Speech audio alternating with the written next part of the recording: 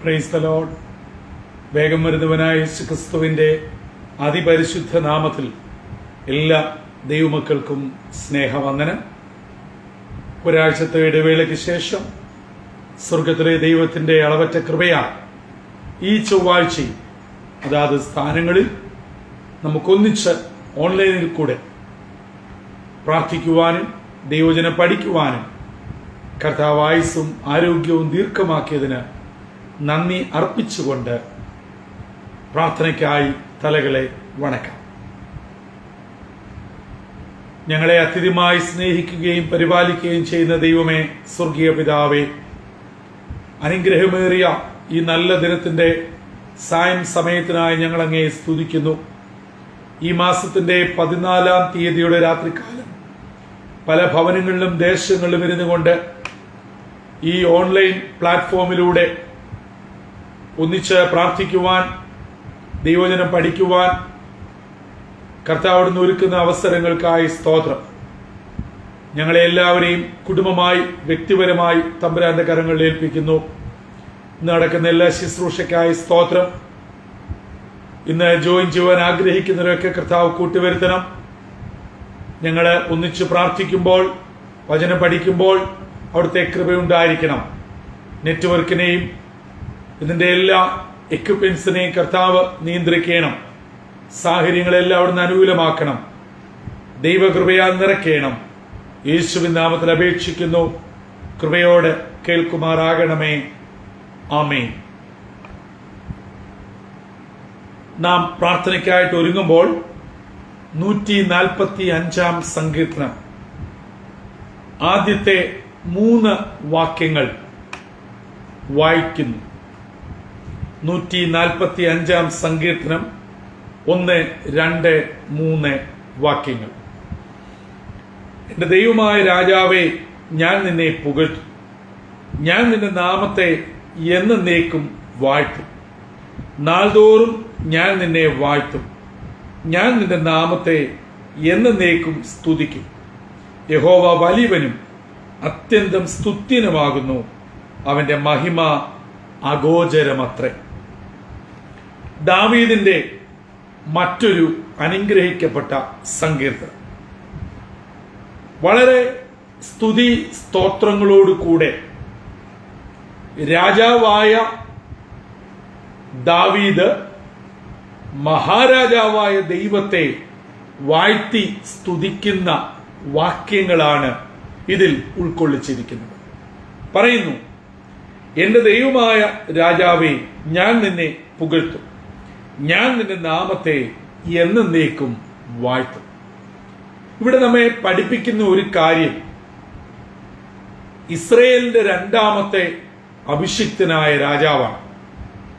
ആ രാജാവ് സ്വയം മനസ്സിലാക്കുന്നു,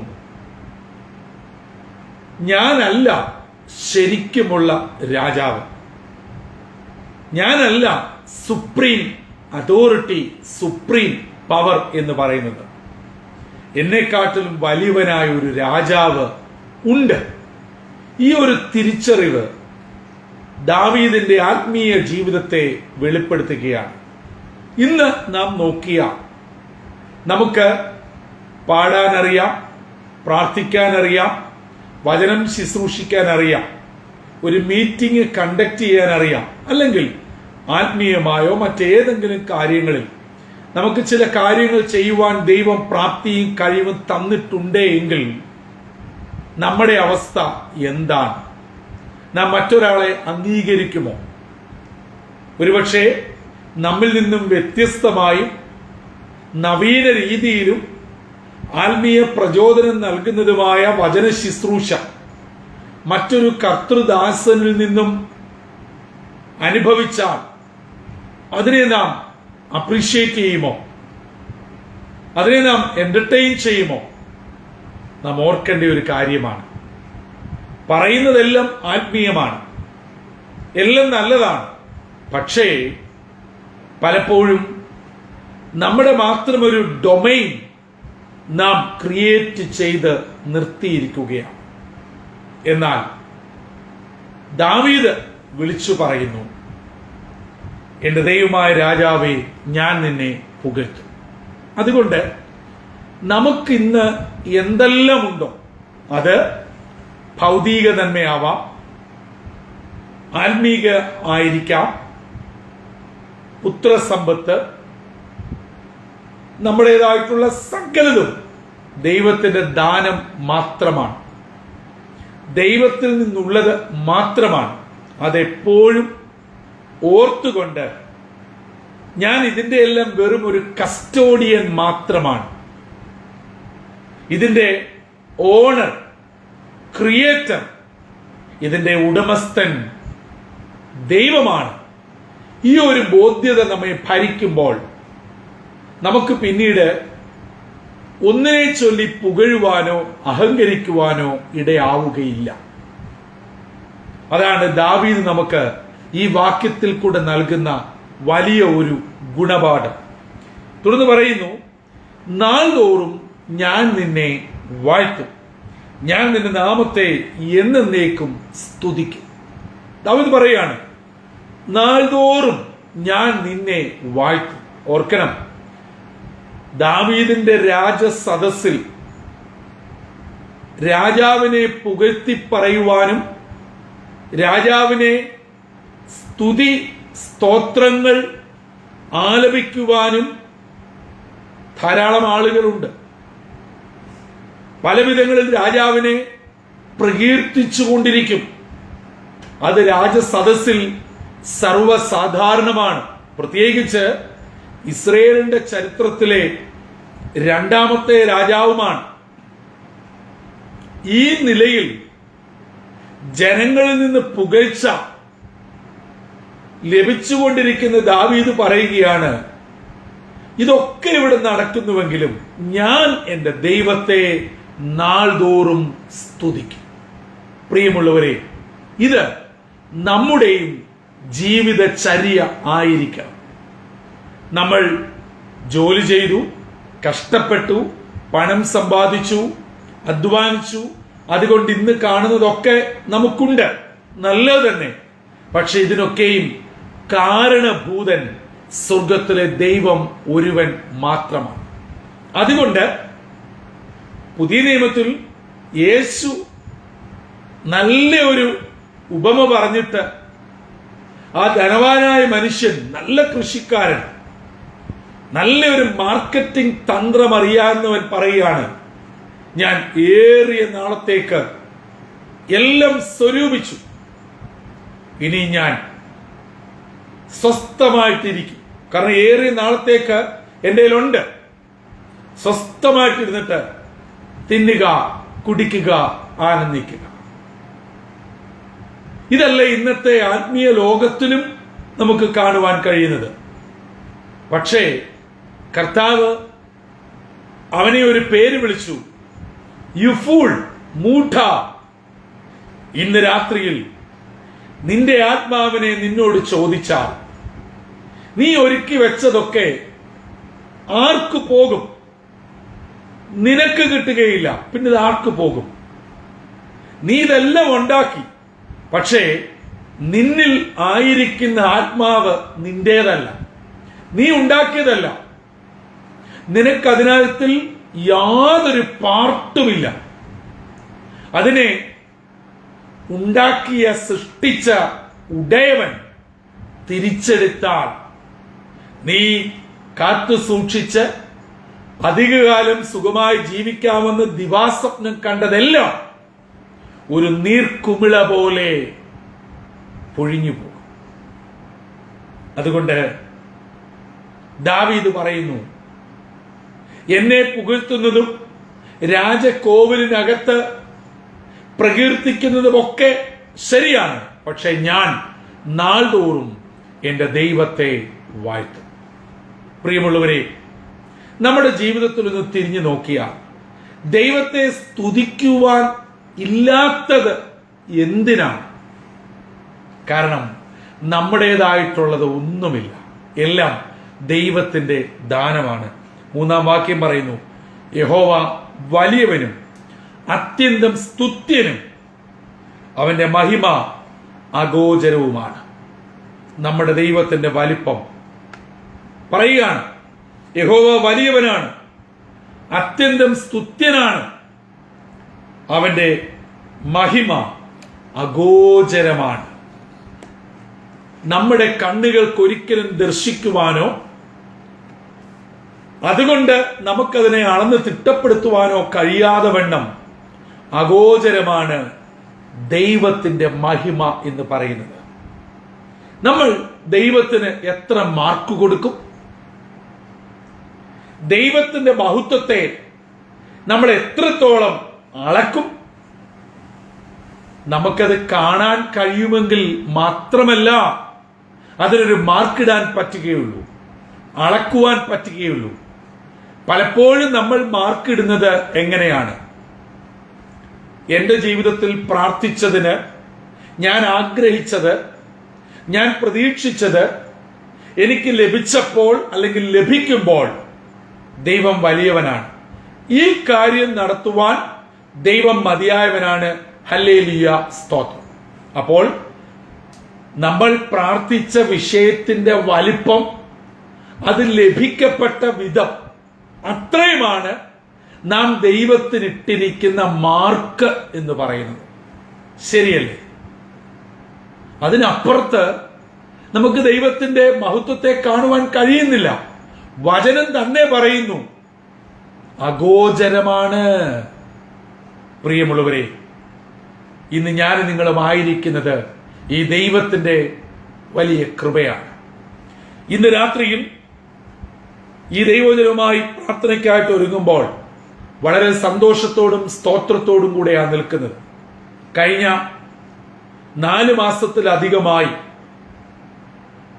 2023-24 അധ്യയന വർഷത്തിൽ വിവിധ സിലബസുകളിലായി 10ാം ക്ലാസിന്റെയും 12ാം ക്ലാസിന്റെയും മറ്റ് പല പ്രൊഫഷണൽ സ്റ്റഡീസിന്റെയും എക്സാമിനേഷന് വേണ്ടി ഒരുങ്ങുന്ന, ഫൈനൽ എക്സാമിന് ഒരുങ്ങുന്ന കുഞ്ഞുങ്ങളെ ഓർത്ത് നാം പ്രാർത്ഥിക്കുകയായിരുന്നു.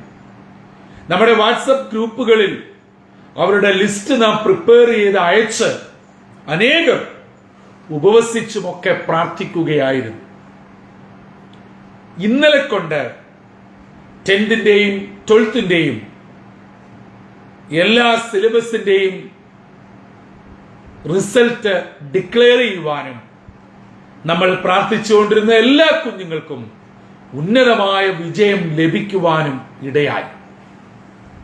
ദൈവത്തിന്റെ വലിയ കൃപയാണ്, വലിയ കരുതലാണ്. ദൈവത്തിന് നന്ദിയോടെ സ്തോത്രം ചെയ്യാം.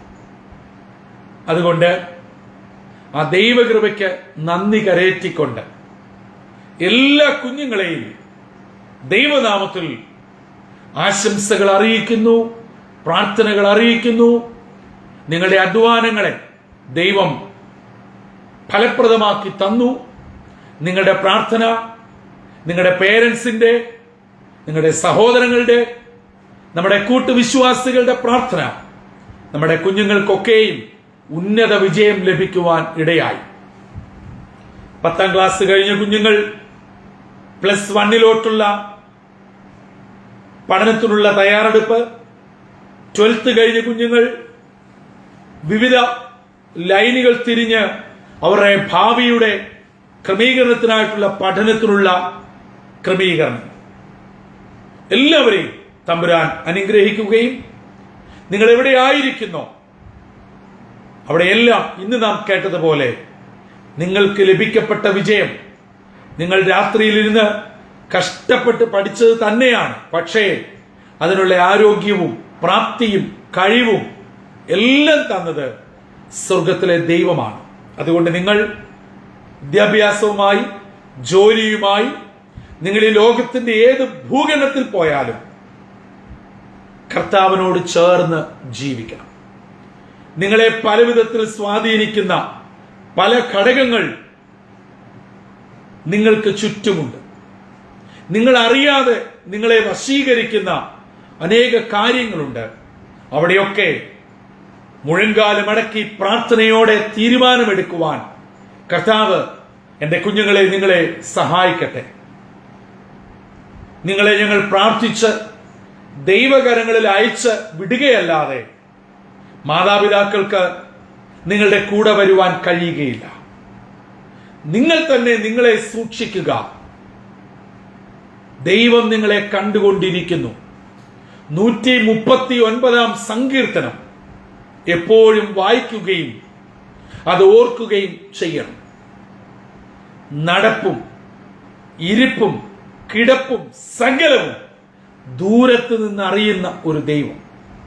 കൂടാതെ എല്ലാ ദിവസവും അതാത് ദിവസത്തെ ഡേറ്റ് അനുസരിച്ച് സദൃശ്യവാക്യങ്ങൾ, പ്രോവേർബ്സ് നിങ്ങൾ വായിച്ച് അന്നേക്കുള്ള ഉപദേശം പ്രാപിച്ച് നിങ്ങളുടെ ജീവിതം സുഗമമാക്കുവാൻ കർത്താവ് നിങ്ങളെ അനുഗ്രഹിക്കട്ടെ.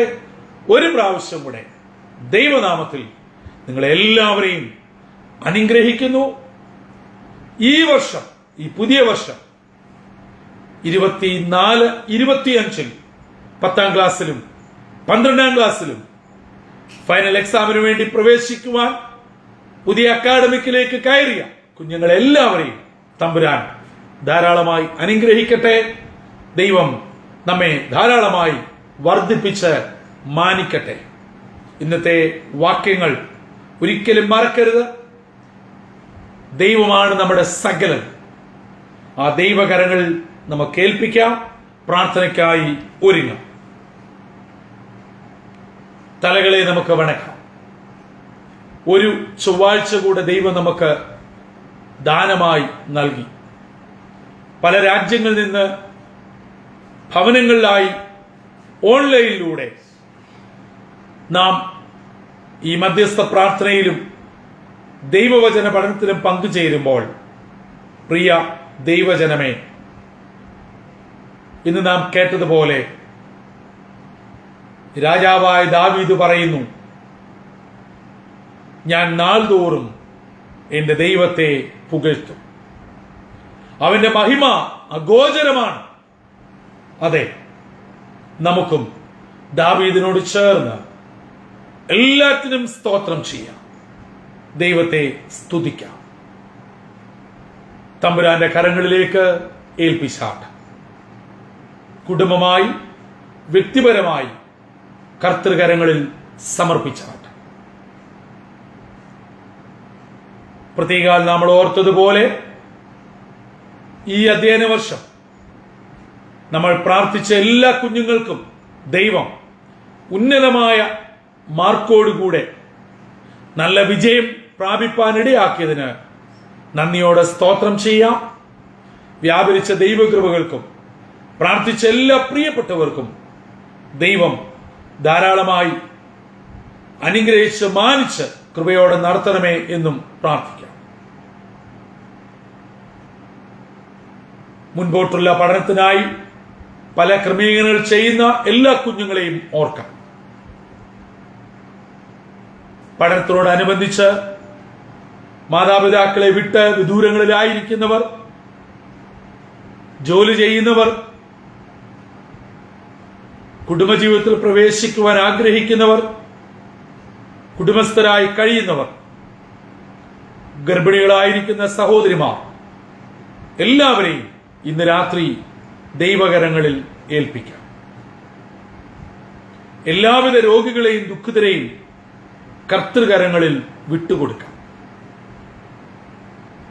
പല പ്രായത്തിൽ പലവിധ രോഗങ്ങളിൽ പല നിലകളിലുള്ള ട്രീറ്റ്മെന്റുകളാൽ ആശുപത്രികളിലും ഭവനങ്ങളിലും കഴിയുന്ന എല്ലാവരെയും നമുക്ക് ഓർക്കാം. ജോലിയുടെ ഭാരം, ജോലിയില്ലാത്ത വിഷയങ്ങൾ, ജോലി ചെയ്തിട്ട് ശമ്പളം ലഭിക്കാത്തവർ, വിവിധ നിയമപ്രശ്നങ്ങളിൽ കുടുങ്ങിക്കിടക്കുന്നവർ, പലയിടങ്ങളിലായി വിസ പ്രശ്നങ്ങളിൽ കഴിയുന്നവർ, എല്ലാവരെയും ഇന്ന് രാത്രി ദൈവകരങ്ങളിൽ ഏൽപ്പിക്കാം. പല സന്ദർഭങ്ങളിലായി പ്രാർത്ഥിക്കണമെന്ന് വളരെ ആത്മാർത്ഥതയോട് നമ്മളോട് പറയുകയും നമ്മളതിൽ പ്രാർത്ഥിക്കാമെന്ന് ഉറപ്പ് നൽകുകയും ചെയ്ത ചെറുതും വലുതുമായ എല്ലാ പ്രാർത്ഥനാ വിഷയങ്ങളെയും ദൈവകരങ്ങളിൽ സമർപ്പിക്കാം. ലോകമെമ്പാടും നടക്കുന്ന സുവിശേഷ പ്രവർത്തനങ്ങളെ നമുക്ക് ഓർക്കാം. ലോകം ഇന്ന് അതിന്റെ അന്ത്യത്തിലേക്ക് വളരെ പെട്ടെന്ന് നീങ്ങിക്കൊണ്ടിരിക്കുന്നു. ദൈവമക്കൾ ഉണരേണ്ടതും പ്രവർത്തിക്കേണ്ടതുമായ കാലഘട്ടം ആസന്നമായിരിക്കുന്നു. ഇന്ത്യ മഹാരാജ്യത്തെ ഓർക്കാം. ഈ മാസം അവസാനം 4ാം ഘട്ടം പാർലമെന്റ് തെരഞ്ഞെടുപ്പിന് വേണ്ടി ഒരുങ്ങുന്നു. ദൈവഹിതം ഭാരതത്തിൽ നിറവേറേണ്ടതിനായി പ്രാർത്ഥിക്കാം. കൊച്ചു കേരളത്തിനായി നമുക്ക് പ്രാർത്ഥിക്കാം. കേരളം അതിരൂക്ഷമായ ചൂടിനാലും വേനലിനാലും വറ്റി വരളുകയാണ്. പല പ്രദേശങ്ങളിലും കുടിവെള്ളം ഇല്ലാതായിരിക്കുന്നു. ജനജീവിതം അസഹ്യമായ ചൂടിനാൽ സ്തംഭിച്ചിരിക്കുന്നു. എല്ലാവരെയും പ്രാർത്ഥനയോടെ ഓർക്കാം.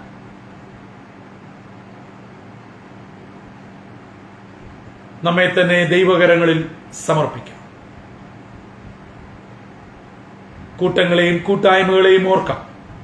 ഗുഡ് ഫ്രണ്ട്സ് ഗോസ്പൽ ടീമിന്റെ എല്ലാ ശുശ്രൂഷകളെ ഓർക്കാം. നമ്മുടെ ഈ വചന പഠനത്തിനായി സ്തുതിക്കാം. ഇതിന്റെ പിന്നിൽ അധ്വാനിക്കുന്നവർ, ചെലവിടുന്നവർ, പ്രാർത്ഥിക്കുന്നവർ എല്ലാവരെയും നന്ദിയോടെ ഓർക്കാം.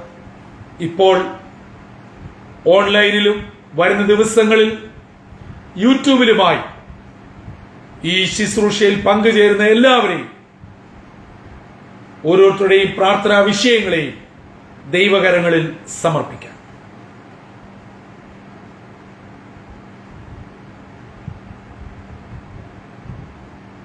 ഞങ്ങളുടെ ദൈവമേ, സ്വർഗീയ പിതാവേ, ഞങ്ങൾക്ക് ലഭിക്കപ്പെട്ട നല്ല അവസരത്തിനായി സ്തോത്രം. ദാവീദ് പറഞ്ഞു, ഞാൻ എന്റെ ദൈവമായ രാജാവിനെ പുകഴ്ത്തും, നാൾതോറും ഞാൻ അവനെ സ്തുതിക്കും. അവന്റെ മഹിമ അഗോചരമാണ്. ഇസ്രയേലിന്റെ 2ാമത്തെ രാജാവ് അങ്ങനെ പറഞ്ഞുവെങ്കിൽ രാജാതിരാജാവായ അങ്ങയെ ഞങ്ങൾ എത്രത്തോളം വാഴ്ത്തിയാൽ സ്തുതിച്ചാൽ മതിയാകും. ഓരോ ദിനവും ഓരോ നിമിഷവും അങ്ങയുടെ ദാനമാണല്ലോ. പ്രത്യേകിച്ച് ഞങ്ങളിപ്പോൾ ദൈവസന്നിധിയിൽ മധ്യസ്ഥ അണച്ച ചെറുതും വലുതുമായ എല്ലാ വിഷയങ്ങളെയും ഞങ്ങൾ വിട്ടുപോയത്, ഞങ്ങൾ പ്രാർത്ഥിക്കാമെന്ന് സമ്മതിച്ചത് എല്ലാ വിഷയങ്ങളിൽ സമർപ്പിക്കുന്നു. പ്രത്യേകാൽ കഴിഞ്ഞ 4 മാസത്തിലധികമായി കുഞ്ഞുങ്ങളുടെ പേരുകൾ എഴുതി വെച്ച് അവർക്ക് വേണ്ടി പ്രാർത്ഥിച്ചു കൊണ്ടിരുന്നു. ദൈവം അവർക്കൊക്കെ നൽകിയ ഉന്നത വിജയത്തിനായി സ്തോത്രം. അവരുടെ പഠനം, ഭാവി സകലവും ദൈവത്താൽ നിയന്ത്രിതമായി അനുഗ്രഹിക്കപ്പെടുവാൻ അപ്പൻ കൃപ ചെയ്യണം. തുടർന്ന് ഞങ്ങൾ വചന പഠനത്തിനായിട്ട് ഒരുങ്ങുന്നു. അവിടുത്തെ കൃപ വ്യാപരിക്കണം. നെറ്റ്വർക്കിനെ എല്ലാം തമ്പുരാൻ നിയന്ത്രിക്കണം. യേശുവിൻ നാമത്തിൽ അപേക്ഷിക്കുന്നു. കൃപയോടെ കേൾക്കുമാറാകണമേ. ആമേൻ.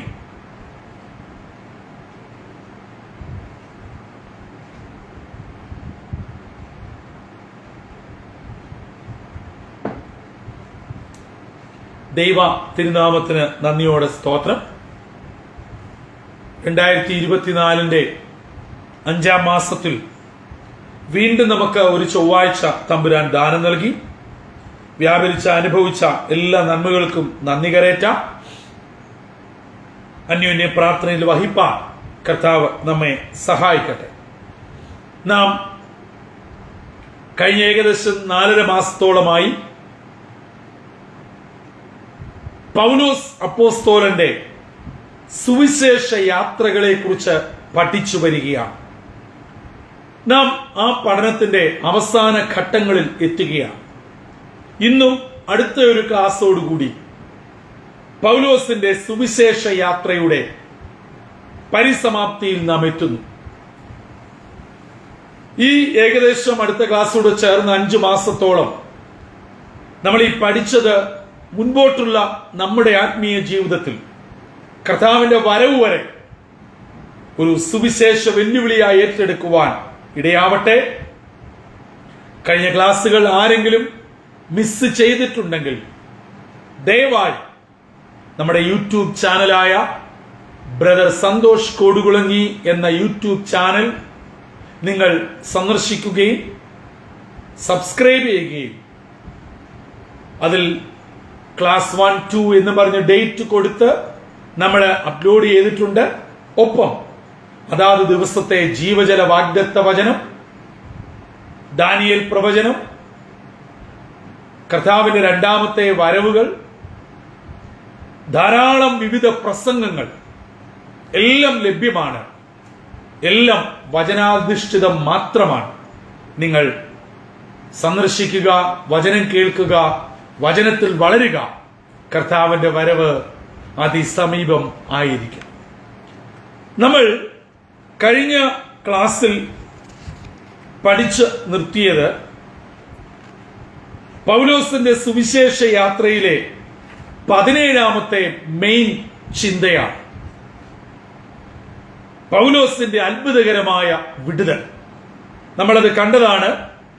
യെരുശലേമിൽ ഒരു വലിയ കലഹം ഉണ്ടാവുകയും അവിടെ സഹസ്രാധിപനായ ലുസിയാസ് പൗലോസിനെ അറസ്റ്റ് ചെയ്ത് കൊണ്ടുപോവുകയും, എന്നാൽ ആ സമയത്ത് ഏകദേശം 40ഓളം യഹൂദന്മാർ ഗൂഢാലോചന നടത്തി ഈ സഹസ്രാധിപൻ അറിയാതെ ചതിയിൽ കൊല്ലുവാൻ പ്ലാനിട്ടത് പൗലോസിന്റെ സഹോദരിയുടെ മകൻ അറിഞ്ഞ് ഈ സഹസ്രാധിപനെ അറിയിക്കുകയും അങ്ങനെ ഈ പൗലോസിനെ രാത്രിക്ക് രാമാനം ഈ സഹസ്രാധിപൻ രക്ഷപ്പെടുത്തി ദേശാധിപതിയായ ഫെലിക്സിന്റെ പേർക്ക് ഒരു കത്തും കൊടുത്ത് കൈസരിയിലേക്ക് അയക്കുന്നു. അപ്പോസ്തല പ്രവൃത്തി 23-ാം അധ്യായം 23 മുതൽ 31 വരെയുള്ള വാക്യങ്ങളിൽ നമുക്കിത് കാണാവുന്നതാണ്. നിങ്ങളുടെ ഓർമ്മയെ ഞാനെന്ന് ഓർമ്മപ്പെടുത്തി വന്നു എന്ന് മാത്രമേ ഉള്ളൂ. 18ാമത്തെ ചിന്ത വളരെ പെട്ടെന്ന് നമ്മൾ ഈ ഭാഗത്തോ യാത്ര ചെയ്യുന്നു. അപ്പോസ്തല പ്രവൃത്തിയിലുള്ള ഭാഗങ്ങൾ വായിക്കുമ്പോൾ ഇത് വ്യക്തമാണ്. അല്പം ഒന്ന് ഇലാബറേറ്റ് ചെയ്ത് നമുക്ക് വേണ്ട ചില ചിന്തകൾ ഷെയർ ചെയ്യുന്നു എന്ന് മാത്രമേ ഉള്ളൂ. 18 കൈസരിയിലെ വിസ്താരവും പൗലോസ് കൈസരെ അഭയം ചൊല്ലുന്നതും. അപ്പോസ്തല പ്രവൃത്തി 25 10-ാം വാക്യത്തിൽ നമുക്കിത് കാണാവുന്നതാണ്. ഇതാ സഹസ്രാധിപൻ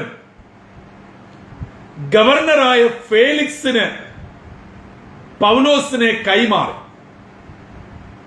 ഒരു കത്തും കൊടുത്ത് അവിടുത്തെ പശ്ചാത്തലം വ്യക്തമാക്കി ഗവർണറായ ഫേലിക്സിന്റെ അടുക്കൽ പൗലോസിനെ കൈസരിയിൽ എത്തിക്കുന്നു. ആരാണ് ഈ ഫെലിക്സ്? ഫെലിക്സിന്റെ അവസ്ഥ എന്താണ്? കൈസരിയയിലെ ഗവർണറാണ് എന്ന് നമുക്കറിയാം. എന്നാൽ ഫെലിക്സ് ഹെരോദ അഗ്രിപ്പ 1-ാമന്റെ മകളും എമേസായിലെ രാജാവായിരുന്ന അസീസൂസിന്റെ ഭാര്യയുമായിരുന്ന ദ്രുസില്ലെ ഒരു മന്ത്രവാദിയായിരുന്ന അറ്റോമോസിന്റെ സഹായത്തോടെ വശീകരിച്ച് തന്റെ ഭാര്യയാക്കി വെച്ചുകൊണ്ടിരിക്കുകയായിരുന്നു. ഇങ്ങനെ താൻ തന്റെ ജീവിതത്തിൽ തുടരവെയാണ് സഹസ്രാധിപൻ ആത്മനിറവുള്ള പൗലോസിനെ ഫേലിക്സിന്റെ അടുക്കലേക്ക് അയക്കുന്നത്. പൗലോസിന്റെ പ്രസംഗം ഫേലിക്സ് കേൾക്കുവാനിടയായി. പ്രസംഗം കേട്ട് തന്റെ ഉള്ളിൽ പാപബോധം ഉണ്ടായി. താൻ ചെയ്തുകൊണ്ടിരിക്കുന്നത് തെറ്റാണ് എന്ന് ബോധ്യമായി. പക്ഷേ ഉന്നതമായ സ്ഥാനത്തിരിക്കുന്ന ഫേലിക്സ് അത് പുറത്ത് കാണിക്കാതെ പൗലോസിന്റെ മുമ്പിൽ മറ്റൊരു അടവ് പ്രയോഗിച്ചു. തൽക്കാലം പോകാം, അവസരമുള്ളപ്പോൾ വിളിക്കാം എന്ന് പറഞ്ഞ് ഒഴിഞ്ഞുമാറി. ഇത് അപ്പോസ്തല പ്രവൃത്തി 24-ാം അധ്യായം 25-ാം വാക്യത്തിൽ കാണാം. അതുമാത്രമല്ല, ഒരുപക്ഷെ പൗലോസ് തന്റെ സ്വയരക്ഷയ്ക്കായിട്ട് ഫേലിക്സിന് കൈക്കൂലി അഥവാ കോഴ കൊടുക്കുമെന്ന് ഫേലിക്സ് ധരിച്ചിരുന്നു. അത് നടക്കാതെ വന്നപ്പോൾ എന്തു ചെയ്തു? പൗലോസിനെ ഒരു തടവുകാരനായി അവിടെ വിട്ടേച്ചു പോയി. ഇത് 24-27 കാണാവുന്നതാണ്. തുടർന്ന് ഫെലിക്സിന്റെ പിൻഗാമിയായി ഫെസ്തോസ് ഗവർണറായി വന്നപ്പോൾ യഹൂദന്മാർ പൗലോസിനെ യെരുശലേമിലേക്ക് കൊണ്ടുപോയി സൂക്ഷ്മമായി വിസ്തരിക്കുവാൻ അനുവാദം ചോദിച്ചു. കാരണം യെരുശലേമിൽ കൊണ്ടുപോയി യഹൂദന്മാരുടെ കയ്യിൽ അകപ്പെട്ടാൽ സൂക്ഷ്മമായി വിസ്തരിച്ച്, പഴയ ഗൂഢാലോചനയുടെ ആളുകളാണ്, ഓർമ്മിച്ചുവല്ലോ, 40 പേർ കൂടിയ ഗൂഢാലോചന. അപ്പോൾ ഈ നിലയിൽ പൗലോസിനെ ഇവിടുന്ന് കൈക്കലാക്കി കൊണ്ടുപോയാൽ തങ്ങൾക്ക് എന്തും യഥേഷ്ടം ചെയ്യാൻ പറ്റും. എന്നാൽ ഇത് മനസ്സിലാക്കിയ പൗലോസ് എന്തു ചെയ്തു? അവരുടെ തന്ത്രം ദൂരവേ ഉൾക്കൊണ്ട് പൗലോസ് നമ്മുടെ മനസ്സിലാക്കാനുള്ള ഭാഷയിൽ പറഞ്ഞാൽ ഒരു മുഴം മുൻപേ എറിഞ്ഞ് കൈസറിനെ പൗലോസ് അഭയം ചൊല്ലി. കൈസറുടെ മുൻപിൽ തന്നെ വിസ്തരിക്കണം, അല്ലാതെ വേറെ എങ്ങോട്ടും വേണ്ട എന്നുള്ള അർത്ഥത്തിൽ പൗലോസ് കൈസറിനെ അഭയം ചൊല്ലി. അപ്പോസ്തല പ്രവൃത്തി 25:10. കൈസറിനെ അഭയം ചൊല്ലിയാൽ പിന്നെ അതിന്റെ താഴെയുള്ള ആർക്കും ഒന്നും ചെയ്യുവാൻ കഴിയുകയില്ല. ഇതാണ് പൗലോസ് ഉപയോഗിച്ച മറ്റൊരു തന്ത്രം. 19. പൗലോസിന്റെ റോമിലേക്കുള്ള കപ്പൽ യാത്ര. നമുക്കറിയാം, നമ്മുടെ ആത്മീയ കൂട്ടായ്മകളിൽ അനേക സന്ദർഭങ്ങളിൽ അനേക ദൈവമക്കൾ വചന ശുശ്രൂഷയിൽ എടുത്ത് പറഞ്ഞിട്ടുള്ള ഒരു ഭാഗമാണ് റോമിലേക്കുള്ള പൗലോസിന്റെ കപ്പൽ യാത്ര. അങ്ങനെ കൈസറിനെ അഭയം ചൊല്ലിയാൽ പിന്നെ കൈസറിന്റെ അടുക്കൽ എത്തിക്കുക അല്ലാതെ നിർവാഹമൊന്നുമില്ല. അങ്ങനെ ഇത് അപ്പോസ്തല പ്രവൃത്തി 27-ാം അധ്യായം 1 മുതലുള്ള വാക്യങ്ങളിൽ കാണാവുന്നതാണ്.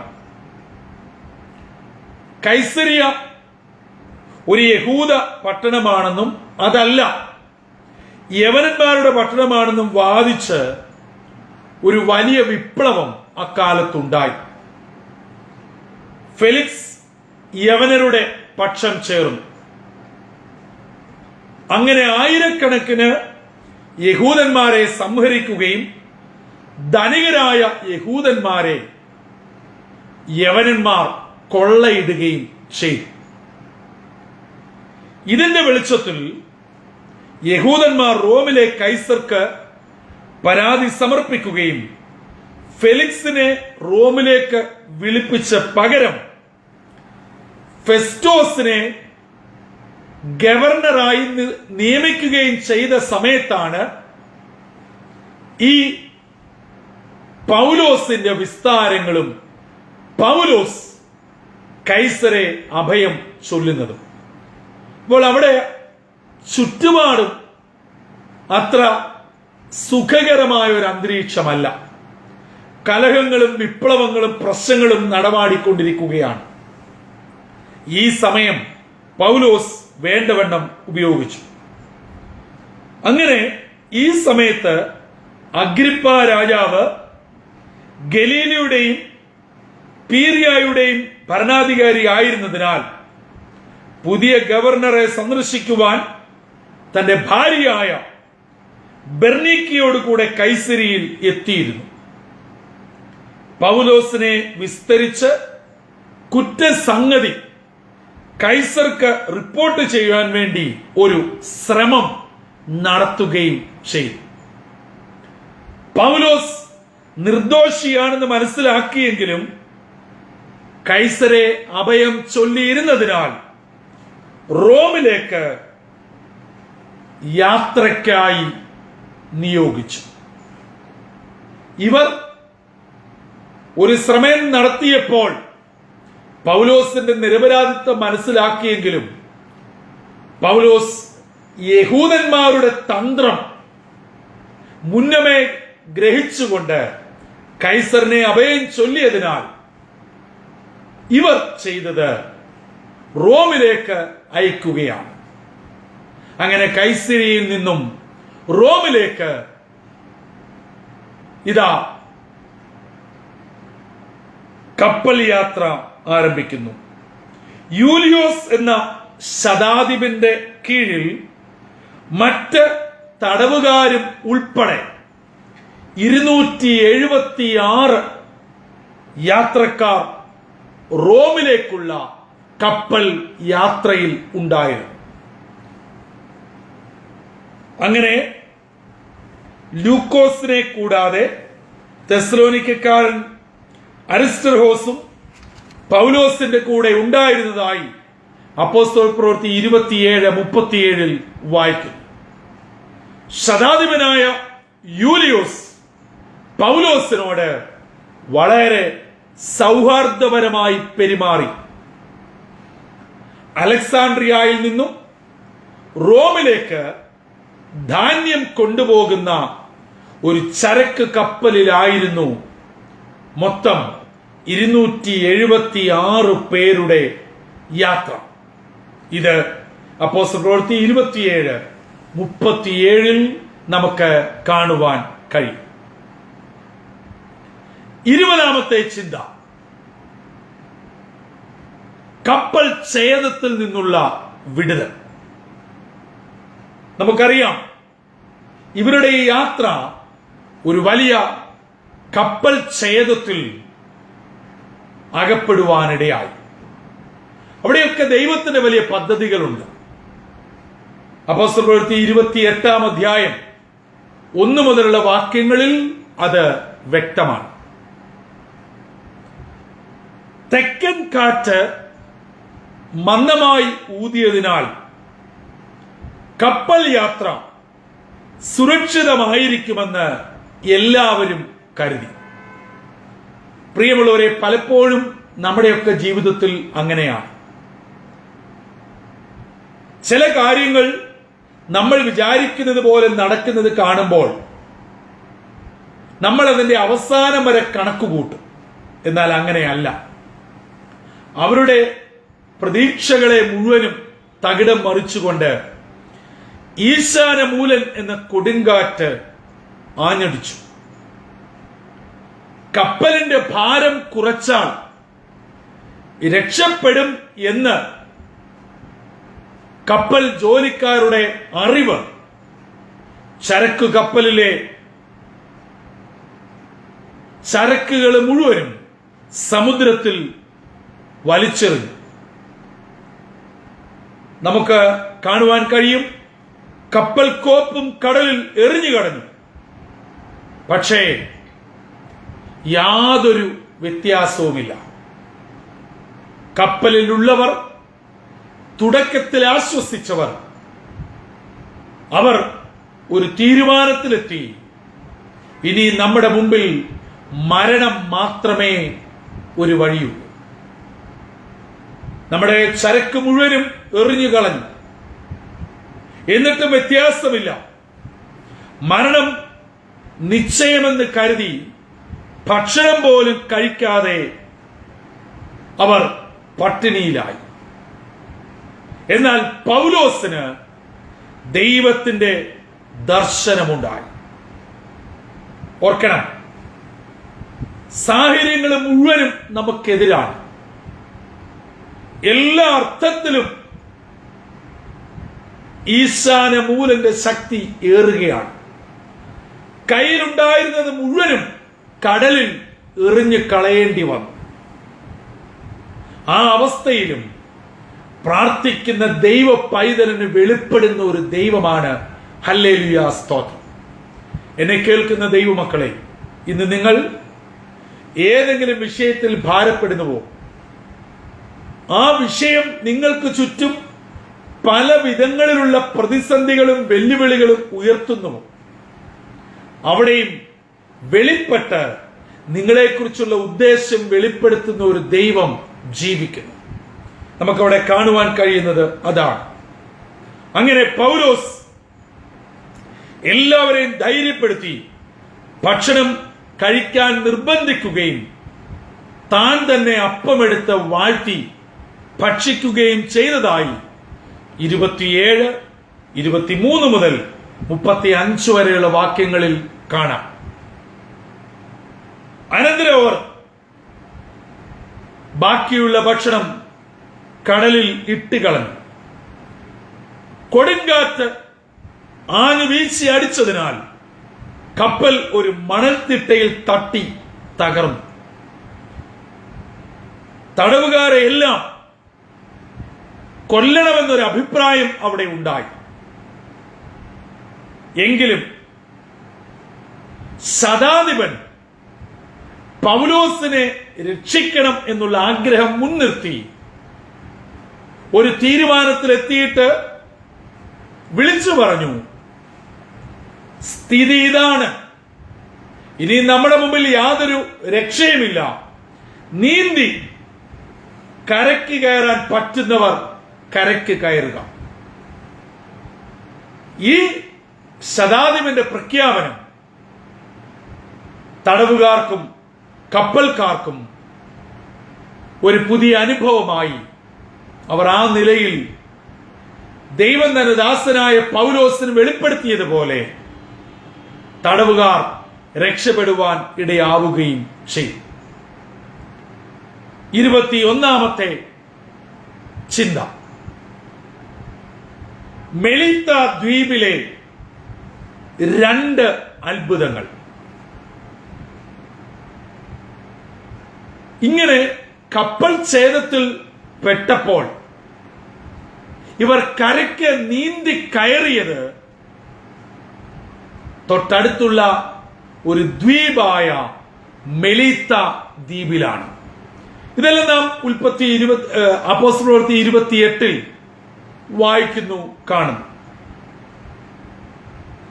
മെലിത്ത ദ്വീപുവാസികൾ അതിഥി സൽക്കാരപ്രിയരായിരുന്നു. കരയ്ക്ക് കയറിയവർക്ക് അവർ ഭക്ഷണവും തീ കൂട്ടി കടലിലെ തണുപ്പിൽ നിന്നും കാറ്റിൽ നിന്നും ചൂട് കിട്ടുവാൻ സൗകര്യവും ഒരുക്കിക്കൊടുത്തു. അങ്ങനെ തീ കായുവാൻ പൗലോസ് വിറക് പെറുക്കുമ്പോൾ ഒരു അണലി പൗലോസിന്റെ കയ്യിൽ കൊത്തി ചുറ്റുന്നു. അപ്പോൾ മെലിത്ത ദ്വീപിലെ അവരുടേതായ വിശ്വാസമോ അന്ധവിശ്വാസമോ അവർ പറഞ്ഞു, ഈ പൗലോസ് ഒരു കൊലപാതകിയാണ്. കാരണം കപ്പൽ ഛേദത്തിൽപ്പെട്ട് മരിക്കേണ്ടതായിരുന്നു. എന്നാൽ കപ്പൽ ഛേദത്തിൽ നിന്ന് രക്ഷപ്പെട്ട് ദ്വീപിൽ നീന്തിക്കയറി ഭക്ഷണം കഴിച്ച തീ കാഞ്ഞ് ജീവിതത്തിലേക്ക് മടങ്ങി വരാൻ തുടങ്ങിയിട്ടും ദൈവം അഥവാ നീതി ദേവി, അവരുടെ വിശ്വാസം അനുസരിച്ച് നീതി ദേവി ജീവിക്കുവാൻ അവനെ അനുവദിക്കുന്നില്ല. അവൻ പാപിയാണ്, തെറ്റുകാരനാണ്, കൊലപാതകിയാണ്. അപ്പോൾ പൗലോസിനെ കുറിച്ച് മെലിത്ത ദ്വീപുവാസികൾ ഒരു കൺക്ലൂഷനിലെത്തി. ഇപ്പോൾ ഈ അണലിയുടെ കൊത്തേറ്റ് ഈ മനുഷ്യൻ നമ്മുടെ മുമ്പിൽ മരിച്ചു വീഴും. ആ മരണം കാണുവാൻ നോക്കി നിൽക്കുമ്പോൾ പൗലോസ് തന്റെ കയ്യിൽ ചുറ്റിയ വിഷപ്പാമ്പിനെ കുടഞ്ഞു കളഞ്ഞു. കുടഞ്ഞു കളഞ്ഞു എന്ന് മാത്രമല്ല, അത് സാധാരണ എല്ലാവരും ചെയ്യുന്ന ഒരു കാര്യം.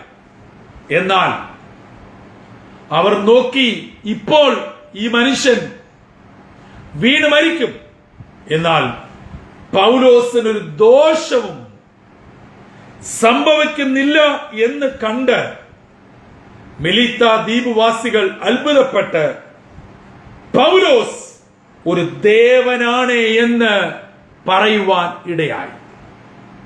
ഇതാണ് കപ്പൽ ഛേദത്തിൽ നിന്നും രക്ഷപ്പെട്ട് മെലീത്ത ദ്വീപിലെത്തിയപ്പോൾ നടന്ന ഒന്നാമത്തെ അത്ഭുതം. കൊലപാതകിയാണ്, മരിച്ചു വീഴുന്നത് നമ്മുടെ കണ്ണിന് മുമ്പിൽ കാണാം എന്ന് പറഞ്ഞവർ ഒരു ദേവനാണ് എന്ന് പറയുവാൻ സ്വർഗത്തിലെ ദൈവം ഇടയാക്കി. രണ്ടാമത്തെ അത്ഭുതം, ദ്വീപ് പ്രമാണിയായ പുബ്ലിയോസ് തന്റെ പിതാവ് ദീനമായി കിടക്കുന്നു എന്ന വാർത്ത അവിടുത്തെ ആൾക്കാർക്ക് അറിയാമായിരുന്നു. ആ മെലീത്ത ദ്വീപിന്റെ പ്രമാണിയാണ് പുബ്ലിയോസ്. അദ്ദേഹത്തിന്റെ പിതാവ് ദീനമായി കിടക്കുകയാണ്. പൗലോസ് ആ പിതാവിനെ സൗഖ്യമാക്കുകയും 3 മാസം ആ ദ്വീപിൽ പാർത്ത് മറ്റ് ദീനക്കാരെ സൗഖ്യമാക്കി കർത്താവിന്റെ വചനം പകുത്തു കൊടുത്തു. 28-ാം അധ്യായം 11-ാം വാക്യത്തിൽ കാണുവാൻ കഴിയും. നോക്കണം, ദ്വീപുവാസികൾ കൊലപാതകികളാന്ന് പറഞ്ഞെടുത്ത് ദേവനായി ചിത്രീകരിച്ചു. ആ മെലീത്ത ദ്വീപിന്റെ പ്രധാനി പ്രമാണിയുടെ വീട്ടിൽ ദൈവം പൗലോസിനെ കൊണ്ട് രണ്ടാമത്തെ അത്ഭുതം ചെയ്ത് അദ്ദേഹത്തിന്റെ പിതാവിന് വിടുതൽ കൊടുത്തപ്പോൾ പ്രമാണി പൗലോസിനെ അംഗീകരിച്ചാൽ മെലീത്തിലെ ദ്വീപിലെ ആരെങ്കിലും പിന്നെ ഒഴിവാക്കുമോ, അംഗീകരിക്കാതിരിക്കുമോ? ദൈവത്തിന്റെ പദ്ധതി എത്ര വലുതാണ്! ഇത് നമ്മൾ പ്രാർത്ഥനയ്ക്കായി വായിച്ച 145-ാം സങ്കീർത്തനം 3-ാം വാക്യത്തിൽ ദൈവത്തിന്റെ മഹിമ അഗോചരമത്രേ. അതെ, നമുക്ക് കണ്ട് അളന്ന് തിട്ടപ്പെടുത്തുവാൻ കഴിയുകയില്ല പ്രിയമുള്ളവരെ. അതാണ് മെലീത്ത ദ്വീപിൽ ദൈവം പൗലോസിൽ കൂടെ ചെയ്ത രണ്ടാമത്തെ അത്ഭുതം. ദ്വീപിന്റെ പ്രമാണിയുടെ വീട്ടിൽ അത്ഭുതം, രോഗസൗഖ്യം, വിടുതൽ കൊടുത്തതോടുകൂടി ആ ദ്വീപിൽ 3 മാസം താമസിച്ച് അനേക വിടുതലുകൾക്ക് കാരണമായി മാറി. ദൈവത്തിന്റെ വിശ്വസ്തത എത്ര ഉന്നതമാണ്! 22 റോമിലേക്കുള്ള യാത്ര തുടരുകയാണ്. കപ്പൽ ഛേദത്തിൽപ്പെട്ട് 3 മാസം യാത്ര തടസ്സപ്പെട്ട് മെലീത്ത ദ്വീപിലായിരുന്നു. എന്നാൽ വീണ്ടും റോമിലേക്കുള്ള യാത്ര തുടരുന്നു. 28-ാം അധ്യായം 11 മുതൽ 16 വരെ. മെലീത്തയിൽ നിന്നും കപ്പൽ കയറി സുറക്കൂസയിൽ എത്തി 3 ദിവസം അവിടെ താമസിക്കുന്നു. അവിടെ നിന്നും രഗ്യോനിൽ എത്തുകയാണ്. കാരണം കപ്പലിന്റെ യാത്ര അനുസരിച്ചാണ് ഇവരുടെയും യാത്ര. അന്ന് ഗതാഗതത്തെക്കാൾ ഉപരിയായി ചരക്ക് ഗതാഗതമാണ് കൂടുതൽ. അങ്ങനെ അവർ രഗ്യോനിൽ എത്തിയപ്പോൾ അവിടുത്തെ വിശ്വാസികൾ പൗലോസിന് വളരെ സ്നേഹസമൃദ്ധമായ സ്വീകരണം നൽകി. ഓർക്കണം, പൗലോസിനെ ഒരു തടവുകാരനായി ശതാധിപൻ വശം മറ്റുള്ള തടവുകാരോട് ചേർത്ത് റോമിൽ കൈസറിന്റെ മുമ്പാകെ വിസ്തരിക്കപ്പെടുവാനുള്ള തടവുപുള്ളിയുടെ യാത്ര, ഹല്ലേലൂയ, സ്വർഗത്തിലെ ദൈവം ഒരു വലിയ സുവിശേഷ വിടുതലിന്റെ യാത്രയാക്കി മാറ്റി. എന്നെ കേൾക്കുന്ന ദൈവമക്കളെ, നമ്മിൽ പലരും ജീവിതത്തിന്റെ വളരെ കൂർത്തുമൂർത്ത അനുഭവത്തിൽ കൂടെ പോകുന്നവരായിരിക്കാം. കുടുംബജീവിതത്തിൽ ഭർത്താവിൽ നിന്ന്, ഭാര്യയിൽ നിന്ന്, മക്കളിൽ നിന്ന്, കുടുംബാംഗങ്ങളിൽ നിന്ന്, അയൽവക്കത്ത് നിന്ന്, കൂട്ടായ്മയിൽ നിന്ന് ഒക്കെ തിക്താനുഭവങ്ങളും കുത്തുവാക്കുകളും വേദന നിറഞ്ഞ ജീവിത പരിവരുത്ത അനുഭവത്തിൽ കൂടെ യാത്ര ചെയ്യുന്നവരായിരിക്കാം. എന്നാൽ ഇന്ന് നിങ്ങൾ കടന്നുപോകുന്ന വേദനയേറിയ, കൈപ്പേറിയ, കൂർത്തുമൂർത്ത അനുഭവങ്ങളെ ദൈവത്തിന് കൊള്ളാവുന്നതാക്കി തീർക്കുവാൻ, ദൈവനാമ മഹത്വത്തിനാക്കി തീർക്കുവാൻ, നമ്മെ ഓരോരുത്തരെയും മോൾഡ് ചെയ്യുന്ന അനുഭവമാക്കി തീർക്കുവാൻ ദൈവത്തിന് കഴിയും. ഒരു ജയിൽ പുള്ളിയായ, തടവുപുള്ളിയായ പൗലോസിന്റെ യാത്രയെ ദൈവം സുവിശേഷ യാത്രയാക്കി മാറ്റി. അതാണല്ലോ നാം ഈ മാസങ്ങളിൽ പഠിച്ചു വരുന്നത്. 23 പൗലോസ് റോമയിൽ. അങ്ങനെ യാത്രയുടെ അവസാനം താൻ കൈസറിൽ അഭയം ചൊല്ലിയതുപോലെ റോമയിൽ എത്തിച്ചേരുന്നു. റോമയിലെ വിശ്വാസികൾ പൗലോസ് ഒരു തടവുപുള്ളിയായി വന്നു എന്നത് മറന്ന് റോമയിലെ ക്രൈസ്തവ വിശ്വാസികൾ വളരെ സ്നേഹത്തോടെ സ്വീകരിച്ചു. ഒരു പടയാളിയുടെ കാവലിൽ പൗലോസിന് കൂലിക്കെടുത്ത ഒരു വീട്ടിൽ വേറിട്ട് പാർക്കുവാൻ അനുവാദം കിട്ടി. ഓർക്കണം, ആ ശതാധിപന്റെ വളരെ സൗഹാർദ്ദപരമായ ഇടപെടൽ ഈ യാത്രയിൽ പൗലോസിന്റെ ശുശ്രൂഷകൾ, പൗലോസിന് അടുത്ത ആത്മീയ ശുശ്രൂഷയ്ക്ക് കളമൊരുക്കി. റോമയിലെത്തിയപ്പോൾ പൗലോസിന് വേണ്ടി മാത്രം ഒരു വീട് വാടകയ്ക്കെടുത്ത് ഒരു ഉദ്യോഗസ്ഥനെ നിയമിച്ച് ഒറ്റയ്ക്ക് പാർക്കുവാൻ അവസരം കൊടുക്കുകയും ഏകദേശം 2 വർഷത്തോളം തടവുകാരൻ എന്നുള്ള നിലയിൽ റോമയിൽ ഈ ഭവനത്തിൽ പാർത്ത് കർത്താവിന്റെ വേലയ്ക്ക് മുൻതൂക്കം കൊടുത്തു.